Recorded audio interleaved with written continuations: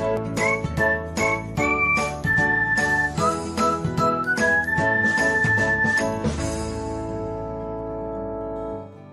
everyone, welcome back to another episode of Technologyglance. Today, in this video, I'm going to guide you through how you can turn on Hold for Review on YouTube. So, let's get started. Firstly, open YouTube app in your device. Then tap on profile icon if you haven't. Next, tap on settings. After that, tap on live chat. Next, you can see the option of Hold for Review. Turn on it by tapping on it. So, this is how you can turn on Hold for Review on YouTube. Thanks for watching. If you found this guide helpful, we would love it if you hit the thumbs up button below.